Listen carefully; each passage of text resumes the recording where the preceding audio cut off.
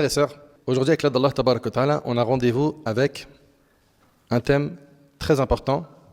Ce thème concerne l'addiction des péchés. L'addiction des péchés. Chers frères, chères sœurs, dans le recueil de l'imam al-Bukhari et Muslim, le noble compagnon Abu Bakr as-Siddiq radiyallahu anhu, il a dit au prophète sallallahu alayhi wa sallam, Allimni du'a'an ad'u bihi fi salati. Il a dit, enseigne-moi une invocation que j'utiliserai dans ma prière. Qala, qul, Allahumma inni zalamtu nafsi zulman kathira, wa la yaghfiru dhunuba illa ant, faghfir li min indika maghfiratan, innaka anta al-ghafur rahim. Ô Seigneur, je me suis fait beaucoup de tort à moi-même. Beaucoup de tort à moi-même par quoi? Par les désobéissances. Ô Seigneur, je me suis fait beaucoup de tort à moi-même et il n'y a personne qui puisse pardonner les péchés sauf toi. Pardonne-moi donc d'un pardon de ta part et accorde-moi ta miséricorde. Certes, c'est toi le pardonneur, le très miséricordieux. Comme vous pouvez le voir, l'invocation, elle est sublime.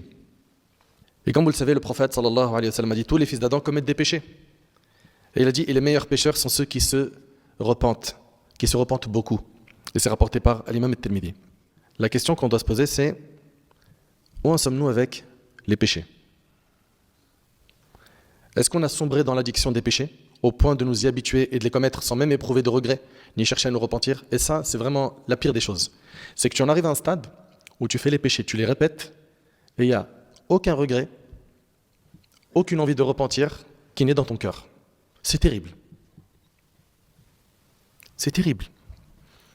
On en arrive à un stade où beaucoup de gens, pour ne pas généraliser, minimisent le péché. C'est rien. Ça va, c'est un gros mot. C'est rien. C'est qu'une médisance. Ma'alish, tout le monde ment. Puis en plus, c'est pas un grand mensonge, c'est un petit. Certains sont arrivés à ce stade de minimiser tous les péchés. Et selon Sahl ibn Sa'd, radiyallahu anhu, le prophète sallallahu alayhi wa sallam a dit, méfiez-vous des péchés insignifiants, c'est-à-dire les petits péchés. Car en effet, un exemple de péché insignifiant est comme un groupe de gens qui descendent au fond d'une vallée, l'un d'eux apporte un bâton et un autre apporte un bâton jusqu'à ce qu'ils cuisent leur pain. En vérité, les péchés insignifiants, c'est-à-dire les petits péchés, si quelqu'un en est tenu responsable, il périt, rapporté par Ahmed. En fait, il faut que tu comprennes qu'un petit péché, plus un autre petit péché, plus un autre petit péché, mais finalement, tu vas ouvrir la porte des grands péchés. Tu as trouvé cette audace à faire les petits péchés, le diable ne va pas te laisser ici. Il veut ta destruction. Il veut que tu sois parmi les perdants le jour du jugement. Donc, il va te rapprocher des petits péchés, puis après des grands péchés, et puis, allez, vas-y, sors d'islam. Anas ibn Malik, radiyallahu anhu, subhanallah, lui, c'est un compagnon. Il s'adresse à la génération qui est venue après les compagnons. Il leur dit, vous commettez des actes que vous considérez aussi insignifiants qu'un cheveu, alors que nous les considérions à l'époque du prophète sallam comme des péchés destructeurs, et c'est rapporté par le Bukhari. Allahu Akbar.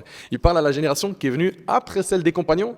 Il leur dit, vous faites des péchés qui sont à vos yeux plus insignifiants qu'un cheveu. Alors que nous, à l'époque du prophète sallam, on les considérait comme destructeurs. Mais si Anas radiyallahu anhu, il venait à notre époque, qu'est-ce qu'il dirait?